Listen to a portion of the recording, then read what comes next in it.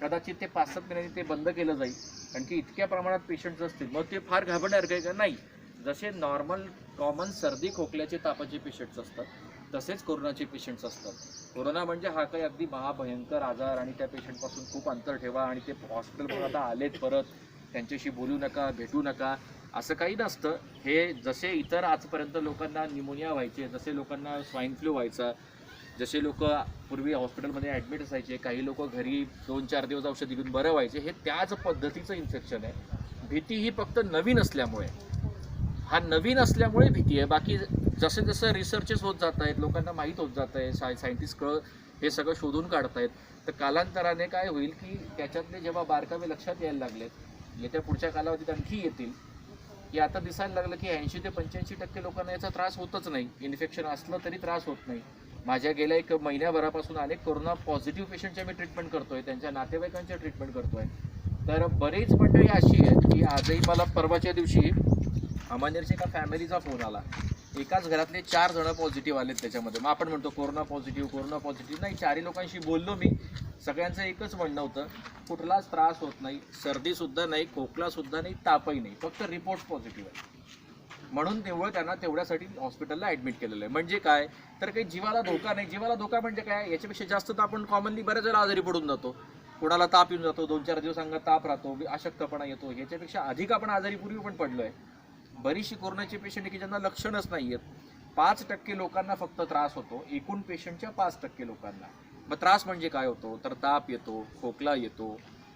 त्या 5%तल्याही निम्म्या लोकांना श्वासाचा त्रास होतो, त्यांना ऑक्सिजन लावण्याची गरज पडते, जे हॉस्पिटलला उपलब्ध असतं. त्यातलेही बरेच पेशंट 4, 5, 8, 10, 12 दिवसात रिकवर होऊन जात आहेत. म्हणजे हे लक्षात घ्या की हे फार भीतीदायक नाही आहे. फक्त आपल्याला एक साधारण जी सामान्य आणि कमीत कमी काळजी घेण्याची गरज आहे ती घेण्याची गरज आहे. या 3 महिन्यात आपल्या लक्षात पण आलेलं आहे की लॉकडाऊन जे काही केले गेले, सगळे उद्योगधंदे, लोकांचा वावर, सामाजिक जागांवरचा, सार्वजनिक जागांवरचा वावर बंद केला गेला. ठीक आहे, त्यावेळेला आजाराबद्दल फारशी माहिती नव्हती म्हणून असे उपाय केले गेले असतील, पण त्याचा फार उपयोग झाला असं काही दिसून आलेलं नाही आहे. संख्या वाढतच जाते आणि ही अजून वाढत जाणार आहे. आज लाखात आहे, उद्या ती 10 लाखाच्या वर जाईल. म्हणून आकडे बघून भिवू नका. हे सगळे जीवनमान पुन्हा सुरळीत करण्यासाठी आता उपाययोजना सुरू केल्या आहेत. मग हे करताना जी आपण 3 महिने जी आतोनात काळजी घेतली की कुठे जायचं नाही, वस्तू विकत आणायची नाही, 4-4 वेळेला धुवून काढायची, आपण खूप काळजी घेतली या सगळ्या. मग हे सगळं निष्फळ ठरलं का, कारण की त्यावेळेला तर पेशंट कमी होते, आता तर त्याच्या 25 पट 50 पट होऊन गेले. 1000 पेशंटवरून आपण 3.5 लाख 4 लाखावर पोहोचलो. नाही, ती काळजी निष्फळ नव्हती, त्यावेळेच्या उपलब्ध ज्ञानानुसार म्हणून आपण जास्त काळजी घेतली. आता नंतरच्या सगळ्या अनेक देशांच्या रिसर्चेसमध्ये लक्षात आलं की तुम्हाला अत्यंत साध्याशा 3-4 गोष्टी करायच्या असतात कोरोनापासून बचाव करण्यासाठी. 3 गोष्टी साध्या समजून घ्या. हाताची स्वच्छता नेहमी पाळणं. हाताची स्वच्छता म्हणजे दर 15 मिनिटाला आणि अर्ध्या तासाला हात धुणं असं नसतं. तुम्ही कुठल्याही दुसऱ्या वस्तूंना हात लावले, अर्धा 1 तास 2 तास काम केलं, तर इतर वस्तू, खाण्याचे पदार्थ, चेहऱ्याला हात लावण्याच्या अगोदर तुमचे हात नेहमी साबणाने, साबणाने धुतले तरी चालतात. सॅनिटायझर वापरलं तरी उत्तमच बिलकुल. हे दिवसातून असा प्रसंग मोजून 8-10च्या 15 वेळाच्या वर येत नाही.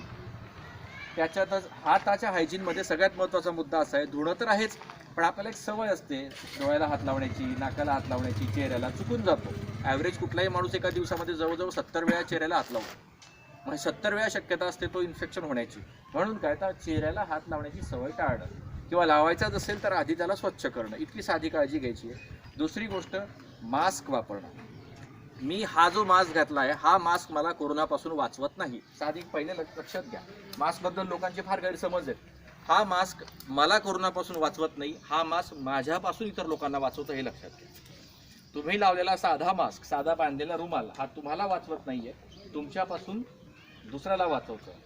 पण जर 2 व्यक्ती समोरासमोर आले, एकाला कोरोना आहे, एकाला नाहीये, आणि दोघांनी मास्क घातलेत, साधे मास्क घातलेत, रुमाल लावलेले, तरी बाधित व्यक्तीकडनं नॉर्मल व्यक्तीकडे कोरोना जाण्याचं, संक्रमण होण्याचं प्रमाण 95% कमी होऊन जातं, निव्वळ 2 लोकांनी समोरासमोर असताना मास्क घातल्यामुळे. त्यामुळे ही साधी सवय सुद्धा आपल्याला ही येत्या 3-4 महिन्यात जर आपण पाळली तरी हे आटोक्यात येऊन जाईल. आणि तिसरी गोष्ट म्हणजे अंतर राखणं. आता हे प्रत्येक वेळेला शक्य नसतं, पण ज्या ज्या ठिकाणी पॉसिबल होईल त्या त्या ठिकाणी एक 3 ते 4 फुटाचं कमीत कमी अंतर एकमेकांपासून राखणं. मग हे 3-4 फूट कशासाठी, की कोरोनाचे जंतू जड असतात, खाली पडतात वगैरे असं नाही. कुठलेही श्वासाच्या मार्गाने पसरणारे जे काही व्हायरसेस असतात ते आपल्या बोलण्यातून खोकल्यातून हवेमध्ये येतात आणि ते काही विशिष्ट अंतरापर्यंत ते तरंगत असतात. तेवढं अंतर जरी लागतं एकमेकांपासून तरी त्याच्यापासून प्रादुर्भाव होण्याची शक्यता कमी होत जाते.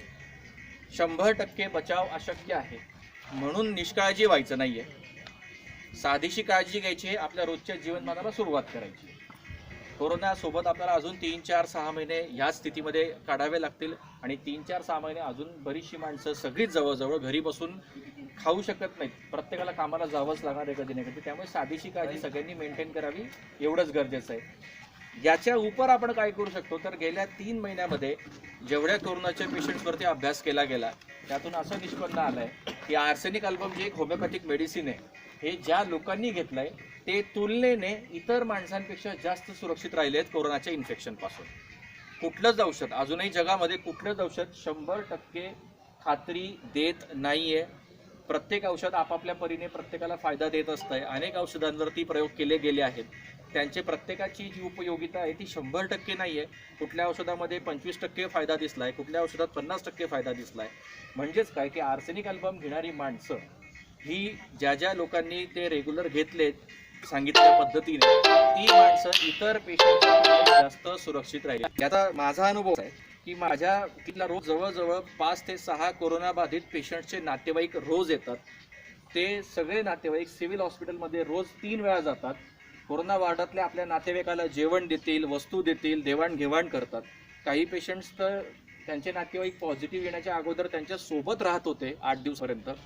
ह्या सगळ्या लोकांना जे माझ्या क्लिनिकला आले, नातेवाईक मंडळी ज्यांना पॉझिटिव्ह नाही आहे, ज्यांना आजार नाही आहे, त्यांना ज्या लोकांना आम्ही आर्सेनिक अल्बमच्या गोळ्या दिल्या, माझा अनुभव असा आहे मागच्या महिन्याभरातला जवळजवळ 50 ते 60 लोक ह्या माझ्या पेशंटचे नातेवाईक जे रोज कोरोनाच्या संपर्कात आले, त्यांचे नातेवाईक डिस्चार्ज झाल्यावर आपापल्या गावी जाऊन ती माणसं क्वारंटीन झाली आणि त्यांच्याही तपासण्या केल्या गेल्या.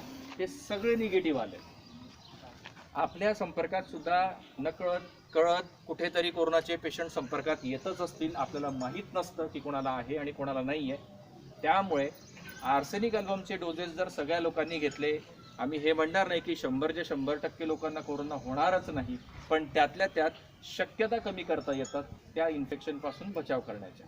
त्यामुळे आम्ही गेल्या 3 महिन्यापासून हजारो परिवारांना आतापर्यंत आर्सेनिक अल्बमच्या गोळ्या वाटल्या आहेत. माझ्या क्लिनिकमध्ये वाटल्या आहेत, रेड क्रॉसच्या माध्यमातून वाटल्या आहेत, जिल्हाधिकाऱ्यांच्या माध्यमातून दिल्या गेलेल्या आहेत, किंवा काही माझे जे परिचय भडगाव, पाचोरा अशा अनेक ठिकाणी होते तिथं दिले गेले. त्यामुळे सगळ्यांनी ज्या पद्धतीने त्यात सांगितलं आहे त्यात मी प्रत्येक पॅकेटमध्ये घेण्याची पद्धत कशी आहे ती लिहून दिलेली आहे. त्याच्यामुळे ते समजायला कन्फ्युजन जरी झालं तरी विचारू शकतात मला फोन करून तुम्ही. सगळ्यांनी औषध घ्या, वेळेवर घ्या, जेवण वेळेवर करा, झोप चांगली घ्या आणि ज्या साध्या काळजी असतात बचावाच्या, मास्क असणं, अंतर राखणं आणि हाताची स्वच्छता राखणं, एवढ्या गोष्टींवरती आपलं जीवन पुन्हा सुरळीत होईल. सगळ्यांना पुन्हा बाहेर कामाला जाता येईल, लहान मुलांना शाळांमध्ये जाता येईल, महिलांना बाजार करता येईल, काही प्रॉब्लेम येणार नाही आहे. फक्त आपल्याला छोटीशी काळजी घेण्याची गरज आहे. आणि आज राहुल गांधी विचार मंचच्या माध्यमातून त्यांनी विचारलं की बाबा आमच्या भागामध्ये वडिलांनी सांगितलं आमच्या की बाबा तुम्ही देणार का आर्सेनिकमधलं, आम्ही हजारो लोकांना दिलं, तुम्ही म्हणणार तिथं देणार नाही का म्हटलं, मग आपल्या परिसरामध्ये पण देऊयात म्हटलं.